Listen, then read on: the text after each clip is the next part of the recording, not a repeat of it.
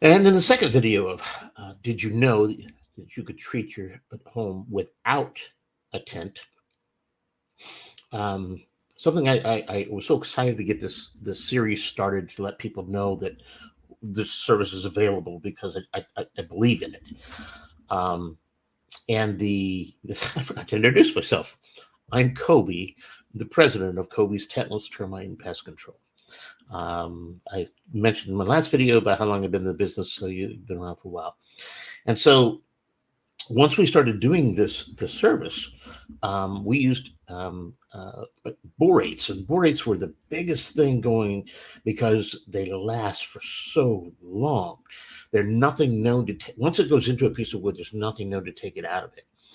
And so we started off with powdered borates, which is most people the most common brand names you would know from the pest control perspective is Timbor, and the other one would be tormiotin borax. They're both a borate, and and work would work basically the same. So we treated these homes. The first home we did, it took us 2 11-hour days. It was huge because we wanted to make sure we got everything and do this and we we're a little quicker now and a whole lot better. But we treated many homes that first year, and we had massive failures. And I don't think many people are going to come to you and say, "Come to me, I'm great termites. I have lots of failures." But this is what happened. We know we treated the home properly in the areas, and there's all kinds of termites. So we went to a seminar that the Timbor people, NISIS was doing, and Dr. Jeff Lloyd was there. He's like the foremost expert on borates in the world. But so I got him after the seminar and say, "We're having failures. Why are we having failures? What are you using?" Because I'm using Timbor. Is that a new construction or is that on old? I said old construction. He goes, "Oh no, no, no."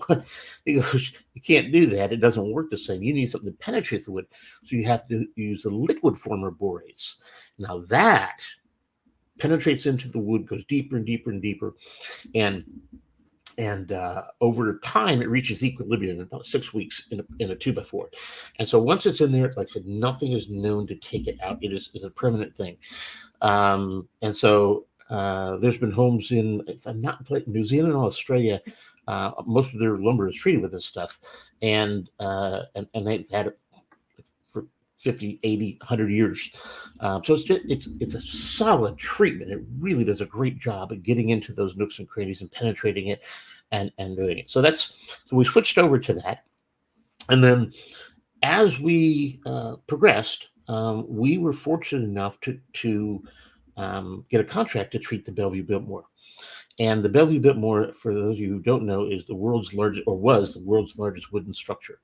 And it took us 3 years, and we treated about 80% of it before they sold it. In that time period, I mean, we had 400-foot long hallways. So that's larger than a football field. That we had to figure out ways to do things. So we had to come up with our own equipment. We had to come up with combinations of products.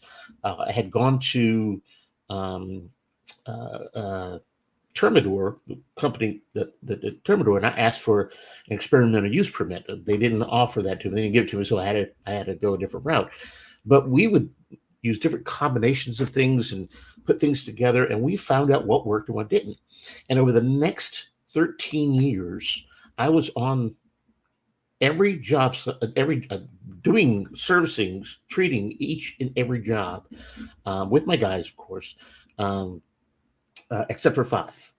And then since then, I don't go out nearly as I used to. But over that time period, you had an owner of a company developing a system that worked, and when it didn't work, the owner of the company was the one who had to talk to the customer. Said it didn't work. Why didn't it work? And so we worked it and worked it and worked it and worked it, worked it. Now we're going into over 20 years of doing this.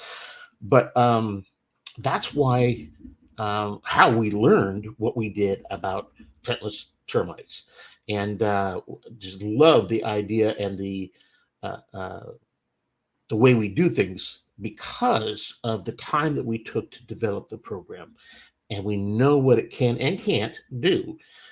So that's what we'll talk about more in the next video, is the why you do it, or where you do it, when you do it. But that's pretty much what you're looking at here. We wanted to kind of give you a background of what was going on and why and how this was developed, and why we believe in it. I will see you in the next video.